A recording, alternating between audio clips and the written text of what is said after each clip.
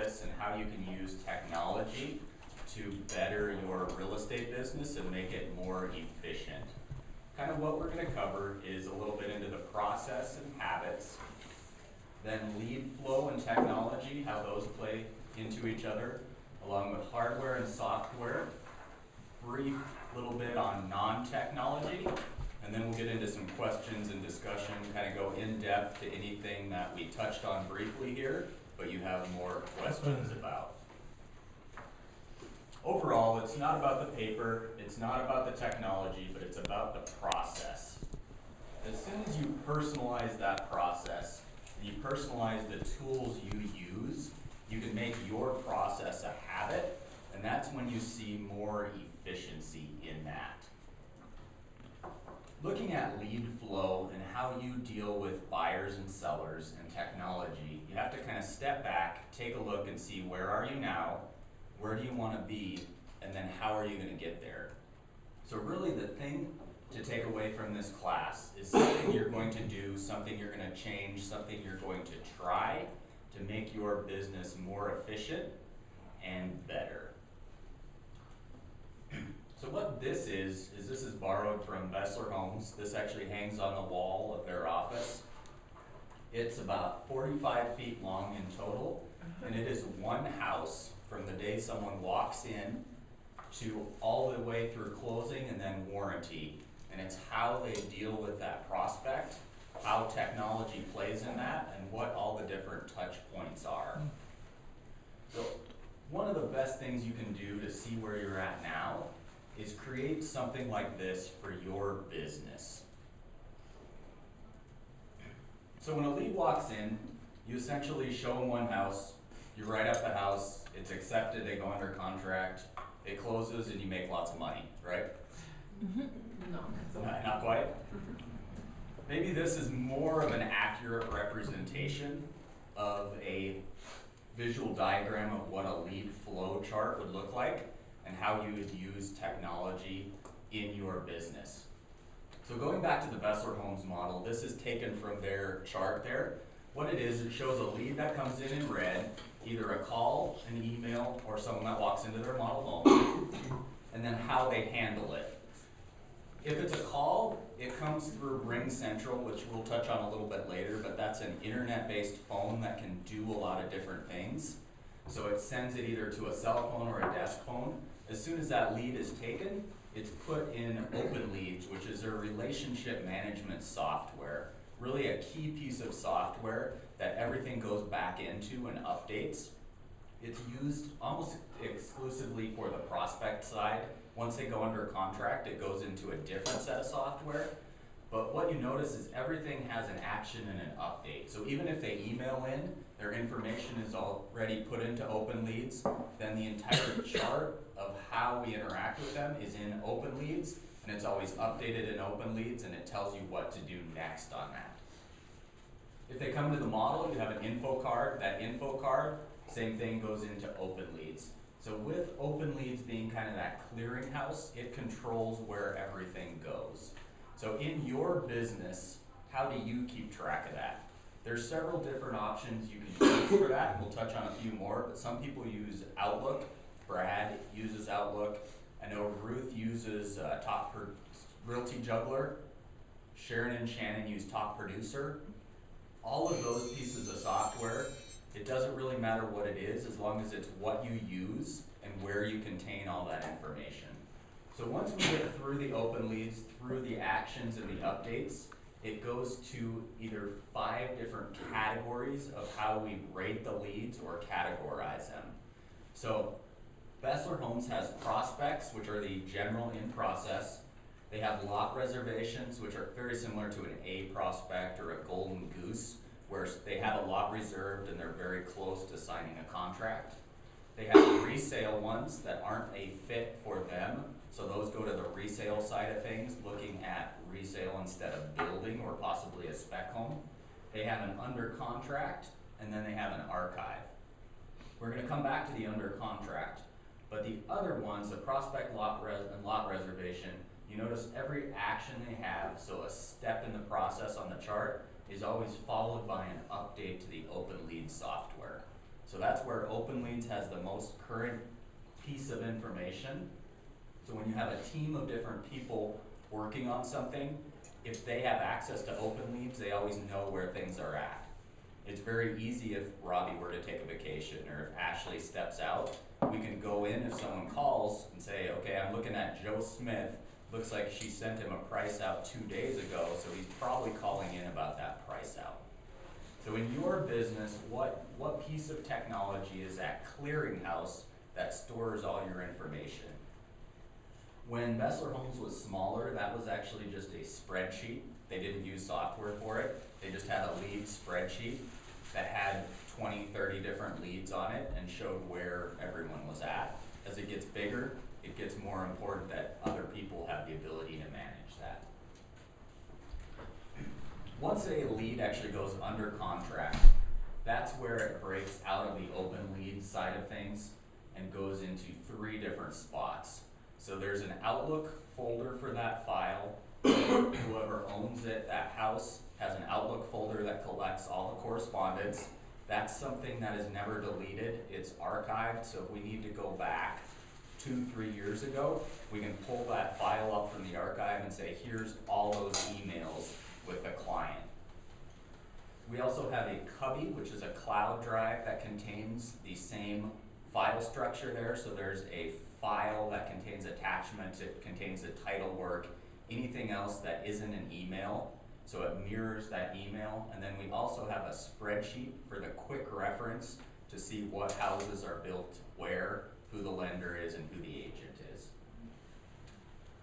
So this is kind of a high-level overview of how things are handled through the entire sales department. Any questions or points of discussion on that? We'll get into some more details of it coming up here.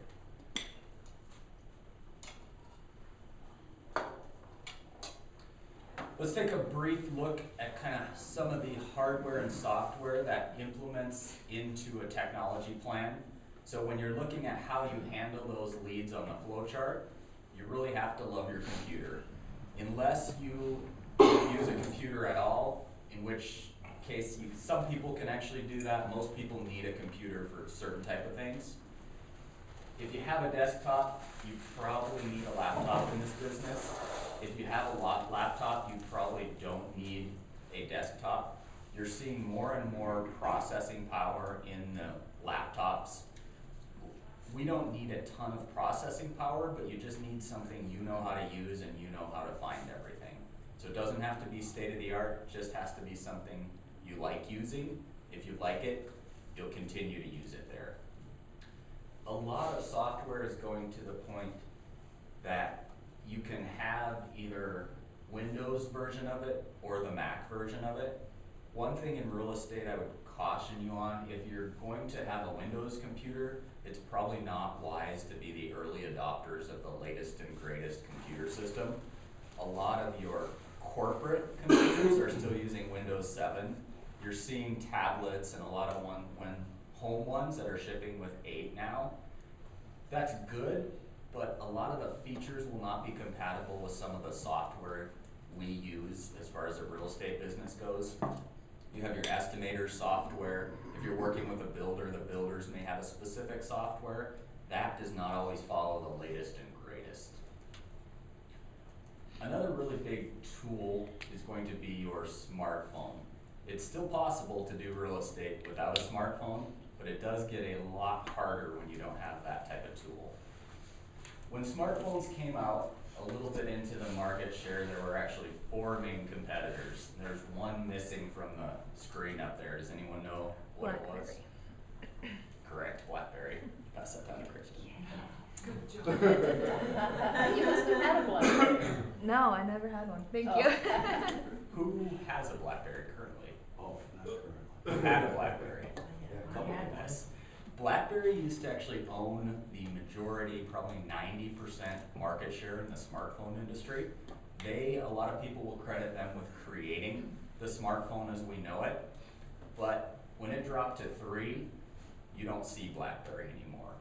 So the important thing for real estate, you're not having to stay on the exact edge of technology, but the majority of the apps that you can use to make your life in real estate easier are only going to be on some of the most supported platforms. So as long as you're on one of the most supported ones, you're doing fine. But if you go out and buy a BlackBerry, you're gonna see a lot of the apps we're gonna talk about, they're not available on BlackBerry. And right now, it's actually that way on Windows phones. Windows phones have lost most of their market share. You still see them a little bit, but we are down to two main competitors, either Android by Google or Apple with their iOS. Between Apple and Android, how many people have either an Apple operating system or Android? So you're sitting at about 90+% between those two. So those two are gonna be the main ones that you see that people have applications for. So apps, or the shorthand for applications, are something you can run on a smartphone, essentially a mini program that allows you to do something specific. Excuse me. So we're gonna cover a couple categories on here. These are taken from the Apple class we did. We went really far into detail on these. As far as productivity goes, you always can use your smartphone as a regular old phone. Most people are not using it that much. They use it more for other things than a phone. You can take notes on it with your Notes app. Calendar is great. It interfaces with your Outlook calendar. So if you don't have that set up, that will probably change your life as you know it. If you can see your calendar on your phone, make appointments, change things on that, and manipulate that. One of the nice things as well with calendars is you can actually run multiple calendars and see them on one screen. So if you have a home calendar, you can share that with your kids. You can have a business calendar that your assistant can see and put appointments into, and you can see them both on your phone.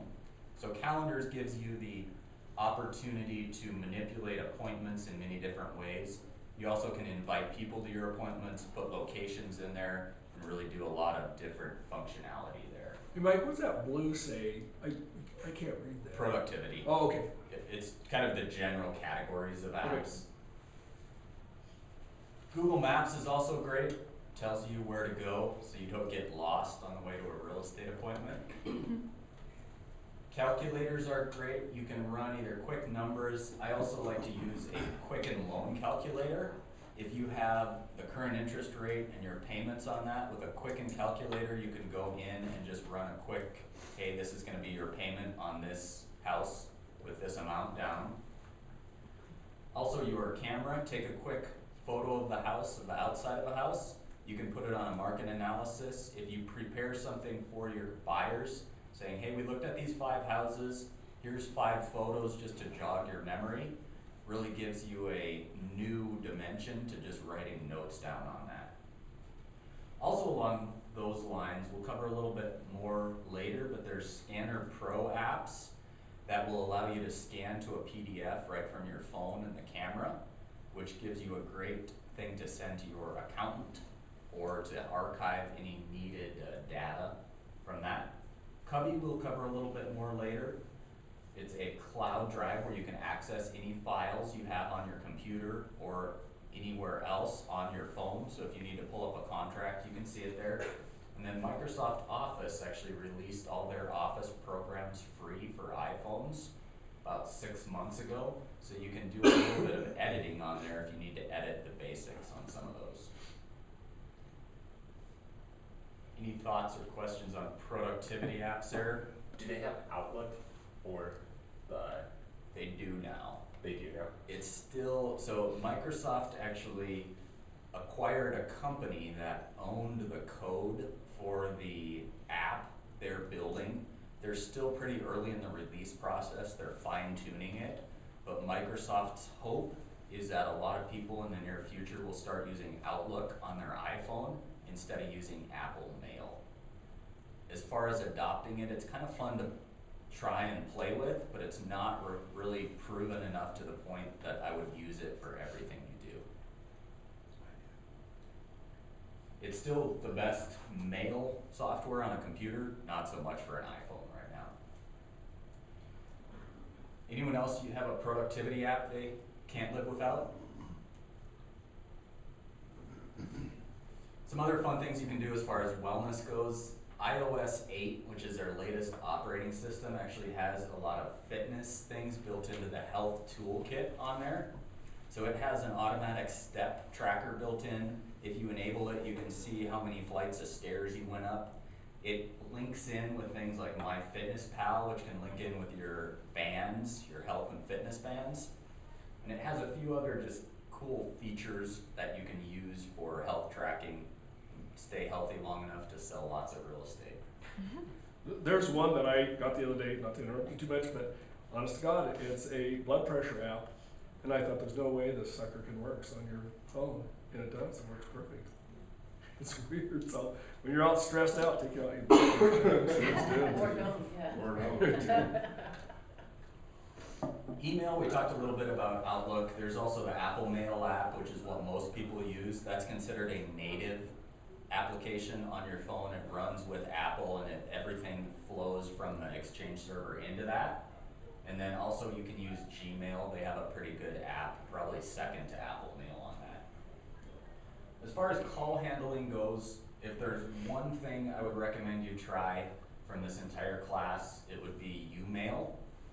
Umail is an application that takes the place of your carrier's voicemail, and it allows you to do a lot of things with that email that you can't do with a carrier-based system.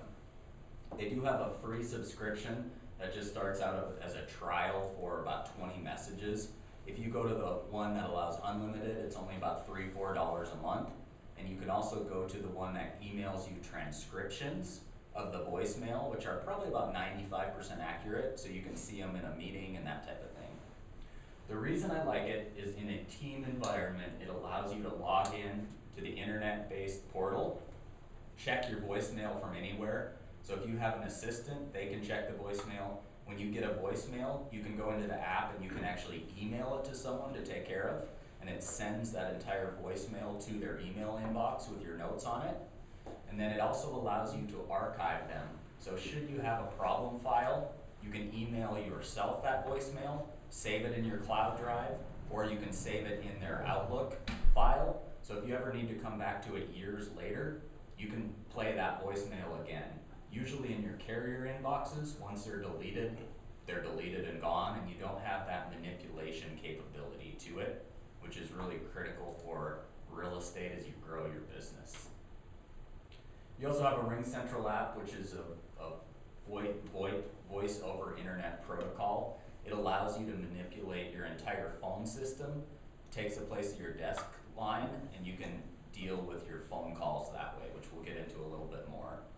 And then the other fun one is SlideDial. If you have a client that you just talk to constantly and they don't stop talking, SlideDial actually allows you to bypass ringing their phone and just send them a voicemail even if they try to answer the call. So their phone shows up as having a new voicemail, it never shows up as calling. I love that. A caution on that though, if you do that all the time, they're gonna figure it out. Figure it out, yeah. But occasionally for those quick minutes when you have a jam-packed day and you just don't have time for a 30-minute conversation, send them a SlideDial saying, hey, just wanted to let you know the offer's accepted. I'll give you a call tomorrow and go over the details. Have a great day. So does that show on their end as a phone call? It does not show, just comes up as a only a voicemail. voicemail. Oh, only voice. So it actually just sends your voicemail to the carrier's voicemail system, and then it sends it to the phone.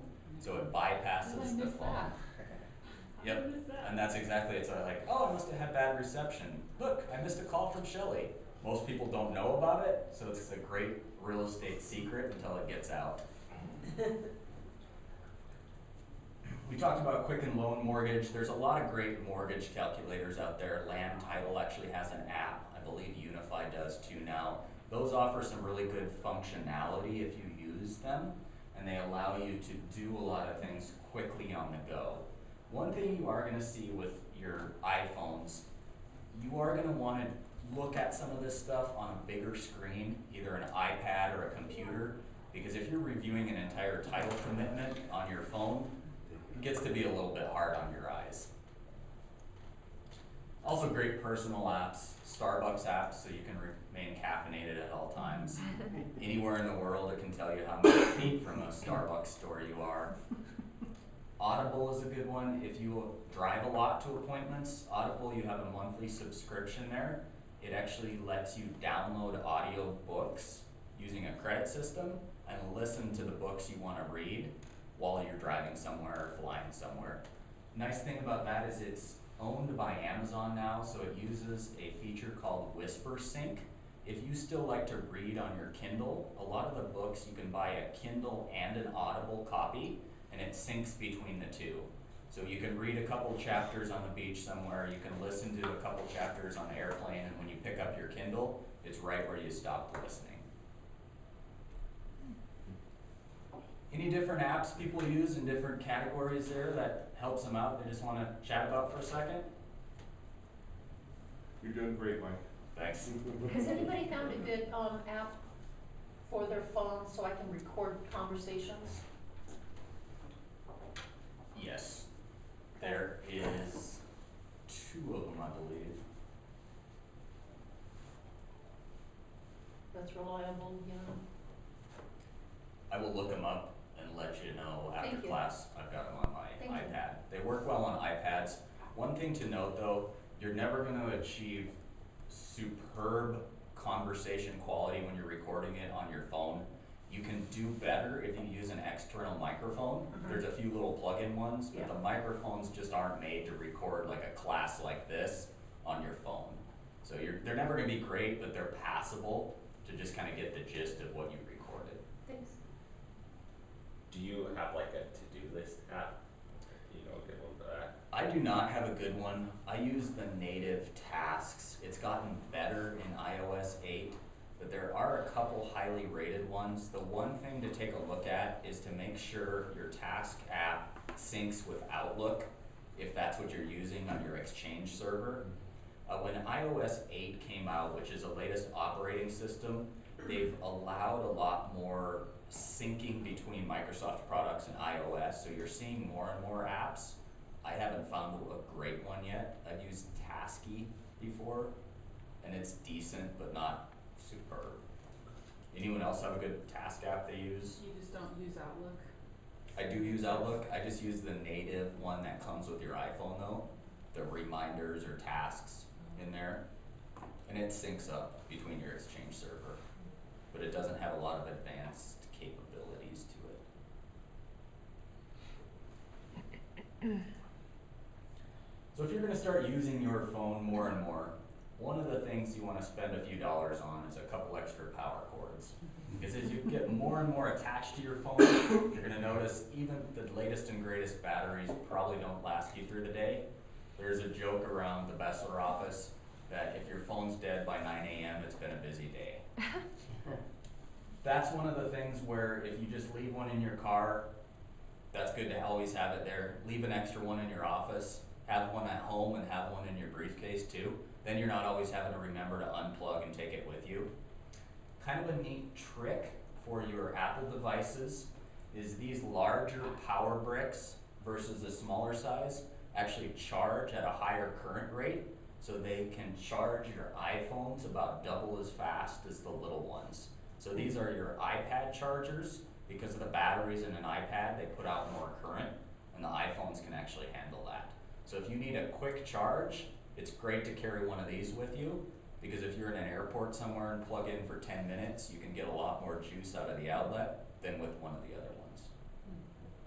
There's also a couple different cases that have batteries built into them. Mophie makes a really good one. There's a few other portable batteries and juice packs too. If you're consistently draining your iPhone, it's probably worth considering, but I don't like the bigger form factor of it.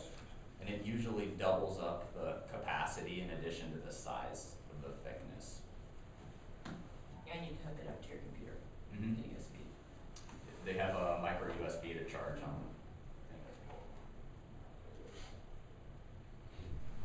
Next up, we're going to take a quick look at scanning. So one of the biggest things and one of the questions people have had is there a universal format that when I send something to a client, they can almost always see it?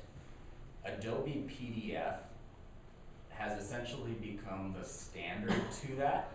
It is not really editable unless you have secondary software or actually pay for the software, but the PDF reader is universally available and usually shipped with all computers, and most Androids and iPhones can view PDFs too without an additional application.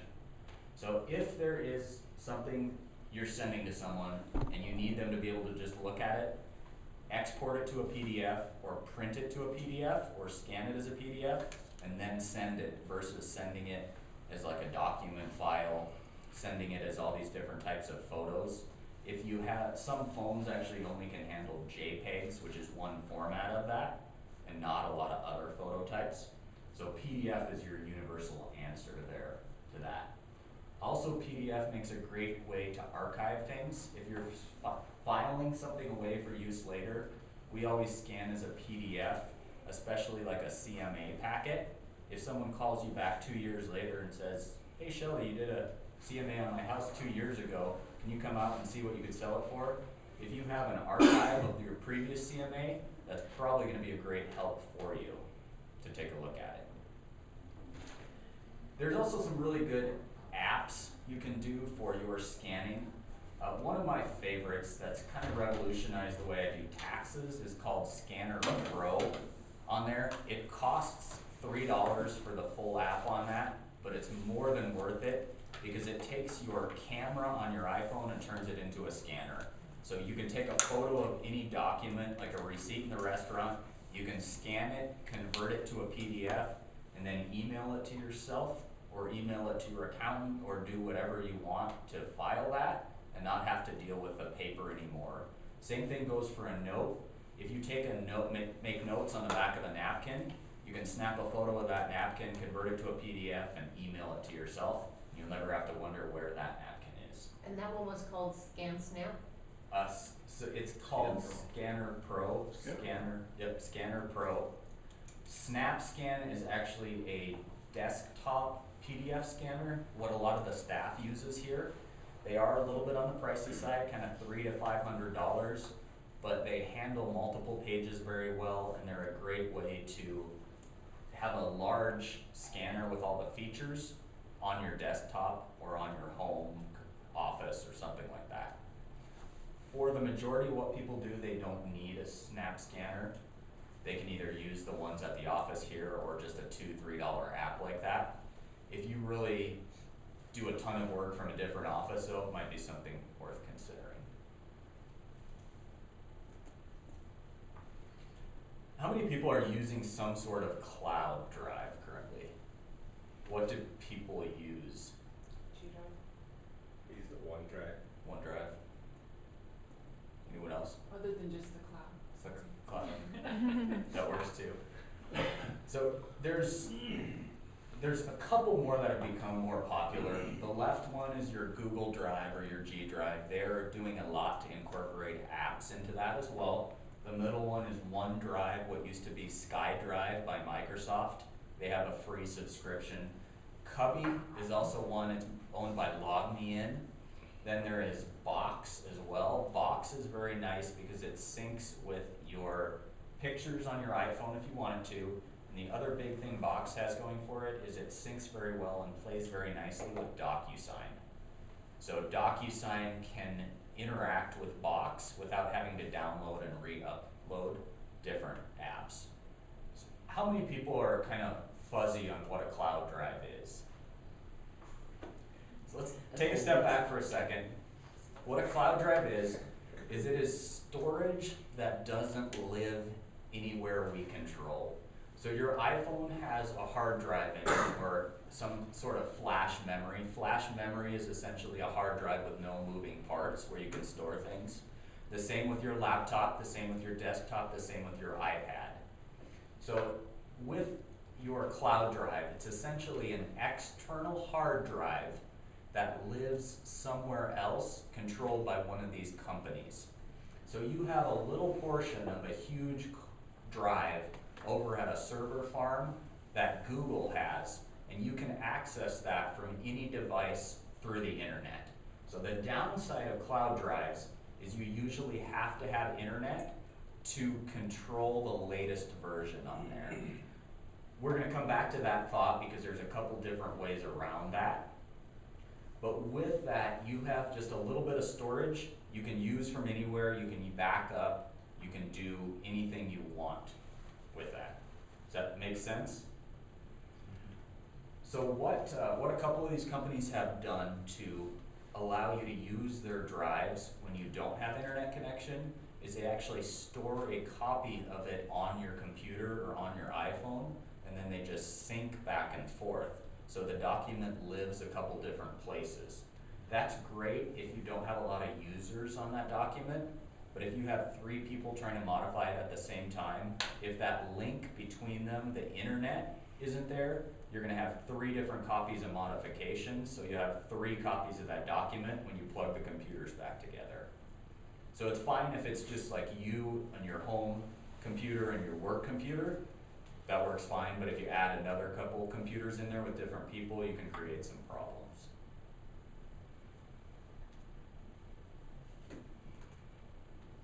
One of the things you need before you start using a cloud drive is some sort of a file structure on how to keep things in the cloud drive.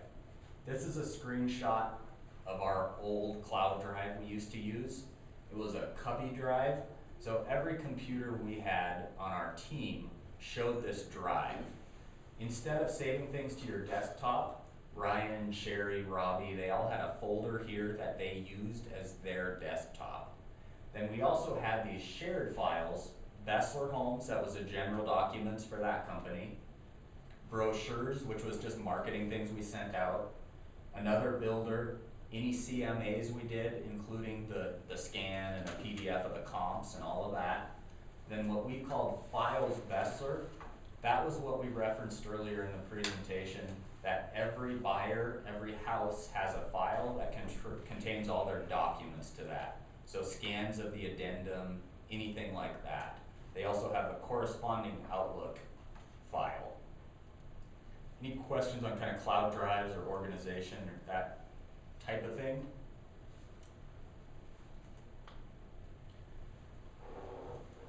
Next up, you have your email. I think we all in here use an Exchange server, which we have set up pretty well at Sears. You can look at email through like a Gmail or through a web portal or through an app like that too. As long as you're using your Exchange server though, you can set any of your devices to be able to see that email. Any questions on email? It's a pretty high level overview, but I think we're all set on Exchange servers here. We also use Office 365. So there's a lot of new features we're going to be able to do in the next year or two as far as syncing with new Apple devices, that type of thing. One thing you do need when you use email quite a bit is an organization. The email organization I use mirrors the organization in a cubby drive or any type of cloud drive, so you always know where to find something. If you're spending a lot of time looking for something, it doesn't do a whole lot of good to have this technology if it's not organized. So what I've created is a set of files that look the same essentially on any different drive, so we know where to find something that pertains to something. So we always keep one prospects archive. That is for any email that comes in after it's been taken care of, so after we reply to it and have that lead taken care of, it goes in the prospect just for an archive of where it is. Every couple months, that the old ones that are more than 90 days old in that go into the archive and just perpetually archive themselves. A 1XX is a resale house that we have the buyer on. They don't have an address yet. So anything that they're looking for a house, any houses they look at, any emails they have goes into that file. When they purchase a home then, or they put one under contract, we change that 1XX to the address of the home. Anything that has an address is currently under contract. Anything they send, the title company sends, after we deal with it, after we save it or reply to it, it goes in this folder for the home. And then the bottom set of folders are just other categories to keep things organized. So you can see there's different Bessler promotion things, closed files, after a house closes, I just put the file in there, so we never delete it, we just save it forever, but it's off of your main screen. Any receipts for tax purposes just get saved in there, and then when I go to do my taxes, I pull that up, I've got notes and PDFs of all of that, put it in a spreadsheet, and you're good to go.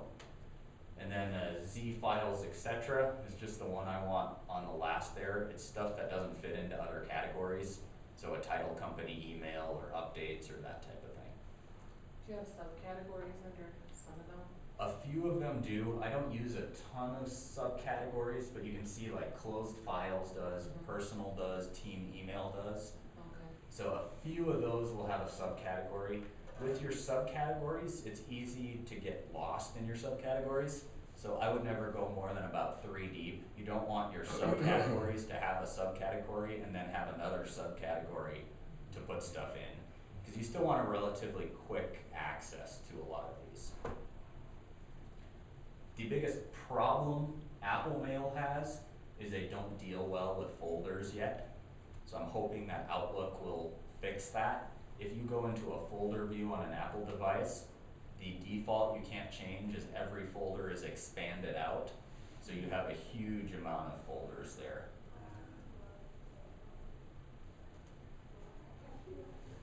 As far as relationship management goes, we talked about this a little bit earlier. 3 of these main ones you can use. Outlook does a decent job, even though that's not what it's made for. You could also just use a spreadsheet on that, but really the most important part is to have something you use, even if it's just a simple spreadsheet that you look at every day and that you update every day. I know some agents who have been in the business for a while who still have a date book and index cards. That's great. Not the most advanced, but if it works for you, and if you update it and you know where to find things, just having it and using it is what matters. We use OpenLeads. It's a relatively low cost solution that's very scalable. It's nice because it's essentially an online spreadsheet you can customize to what you want to do with it. So you can set up some drip campaigns with it. You can set up different reminders. You can filter things by last contacts. You can also keep track of agent contact information. The big downside to OpenLeads is it does not interface very well with Outlook. So you can't automatically keep track of emails sent and that type of thing. Other tools are a great way to make your business a little smoother. Who does not use DocuSign yet? Anyone? Our office is pretty good with DocuSign. It's eliminated the need for a courier to go get signatures. If you don't use it for everything, I would encourage that you spend a little time working with it. It's very good too because you can set up like an address book and templates and distribution lists within the program. For any task, you do the same time and time again. RingCentral, we will probably do a class on internet phones in the future on that. What RingCentral does is it's essentially having your phone number in the cloud, and then you have complete control when a phone call comes in of what happens with it. So you can send it to a desk phone, you can send it to voicemail. The great thing about it too is you can program do not disturb hours. So our phone, the team phone from 7 p.m. to 7 a.m. just goes into a voicemail and it doesn't even ring your cell phone. So it has a lot of nice features. Then if you're gone, you can send the calls to someone else, whoever's covering. So when they dial your business number, it rings directly to another agent and they don't know you've transferred it. LogMeIn is good as well. It allows you to get into your desktop computer. There's a version of it we can do through the server here at Sears where you can see your desktop. That's good if you just need to get onto the S drive. If you're using a cloud drive a lot of the time though, you probably don't need to have a LogMeIn set up because you have those files there. So you can see your files even if the computer, you can't see it. Evernote is an electronic notebook. You see it as a really popular feature for a few people that you either love it or you really don't use it. It allows you to create virtual notebook pages and add audio clips, files, PDF, all that kind of thing to a notebook. So some people have actually used it for lead tracking, because you can have a page for every lead and go from there. If you already use it, and it works for you, that's good. If you don't, there's probably not a lot of need for it with the other tools we have available. Last on our technology list, back everything up. If you have one copy of it, it's about as good as having none. If you have 2 copies, it's probably as good as 1. There's great backup software you can use that does it automatically. You can use an external hard drive and just make it part of your schedule. Twice a week or 3 times a week, you plug it in. One thing, if you use an external hard drive, don't keep it with your laptop, because if you lose your laptop and your hard drive, you're back to having none. And then there's also services on your iPhone. It comes with a free backup you can enable for iCloud that will keep, I think it's 8 gigabytes of data backed up automatically. So you don't have to think about it, you just enable it and it backs itself up. That takes care of your iPhone. Then if you have something for your laptop as well, or if you have a cloud drive you store all your files on, that backs itself up as well. So anything you put in a file on Outlook is considered backed up on our iCloud system through the office. Correct. So anything you have in your email, they back the Outlook, the Exchange server, they back that up. So you don't need to back up your email, because the emails don't live just on your computer. Your computer actually goes out and grabs the email from the Sears server and just looks at a copy of it. So it's always backed up through that double redundancy system. If there is an area, something you just can't get away from, like a little notebook like this, you keep sticky notes and client notes in, there's no need to get rid of it, as long as it works for you. Some people, there's certain buyers that have not adapted well to technology. They don't like when you're playing on your phone or your computer. But I've never had a buyer, when I say, hey, do you mind if I take some notes on what you're looking for? I've never had one say, no, you can't do that. It's just all knowing your buyers and having something in your set of tools that fits that buyer.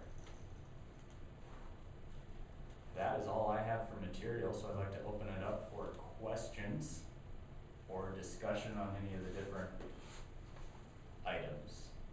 Any questions?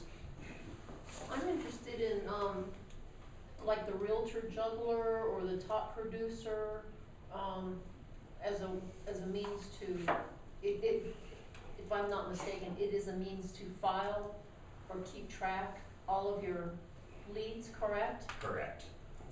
What is the pros and the cons of the different ones, and who's had the best experience with them? I'm not using one now and I'd like to. I use Open Leads. In my opinion, it's a great starter. I know you use Top Producer, right? Yeah, To I like Top Producer. Some people like it, some don't, because it does have a lot of features and stuff, and it's more expensive. But it does keep track of your emails that you send. So it's nice, there's a tab you can go in and see every email that you've sent though. So, if you spend the time getting to know it, has a lot of great features. Realty Juggler is great too. So, What's the difference in cost between Realty and? Realty Juggler I think is like $100 a year, where Top Producer's like $69.95 a month, plus you pay extra for other stuff. And Open Leads? Open Leads runs about $10 a month. So it's about the same as Realty Juggler. And Realty Juggler has some drips and stuff already in their system. They make it pretty easy. Open Leads is not real estate specific, it's sales specific. So it takes some customizing to it to get to the point that Realty Juggler is. Realty Juggler, Ruth Ebbinghaus actually uses it a ton, and it's a local company too. They're out of Windsor, so it's got great support behind it. Overall, they usually offer a free trial. It's just a matter of kind of seeing what you want to use and make a habit out of using it. Really make that commitment that for 6 months you're going to use it completely. They're very difficult when you start out because there's a learning curve to them, and you input all this and feel like it's taking more time. I'm sure. But then after you use it for a couple months, you start to see that time savings. So how is that stored, Realty Juggler? Is that still on our cloud then, on our computer? Is it with It's Realty Juggler? Web and cloud-based through Realty So Juggler. we don't have to worry about backup on I that? believe so. I'd ask Ruth about that for sure though. So like the Realty Juggler, would that be something I would download on my smartphone off of the App Store, or would I download that on my laptop? Usually you start on a laptop. I don't know if they have an app or not. Okay, So you can update some things through your smartphone, but it depends on the specific program. okay. Mike, what's your recommendation for backup as far as a program or something? I recommend using an external hard drive and just making a habit of it and doing it a couple times a week. If you lose your laptop or something like that, then you are gonna lose a little bit of data, but not more than a couple days. The big thing about doing it yourself is I think you have a little more control over when it happens, and you don't notice a slight speed decrease. If it's running always in the background, you can see a little bit of processing power missing there. So as far as software goes, I use, on the Mac side of things, I use Time Machine. There's some Windows software that actually comes with the hard drive. Seagate and Western Digital both have some pretty good software that actually reminds you when it's time to do a backup, and they take a virtual photo of your machine and back it up to the hard drive.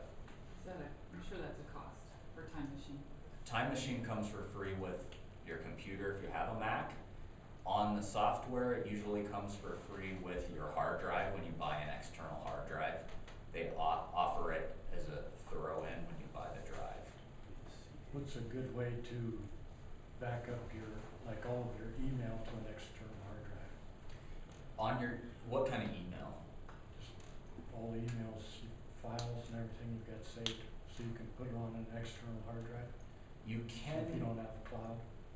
You can, so usually your emails when they're on Outlook, like if you use the Sears server, they're already backed up. The exception to that is going to be your archive, which you can back up when you back up your computer.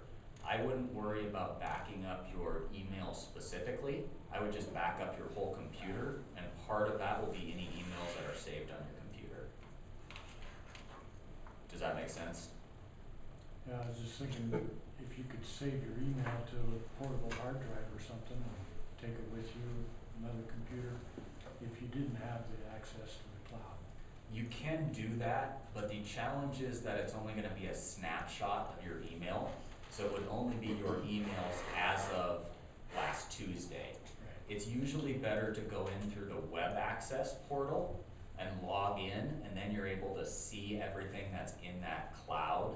So even if you don't have your email stored or saved on a computer, you can log in through the web access, the Outlook 365 address, put in your login username and your password, and you can see all your emails in there. One of your Sears assistants too can help you take a look at that. Anne knows how to go in and access that. If you're ever away on vacation, you're not taking your computer, you can do that securely from anywhere that has internet.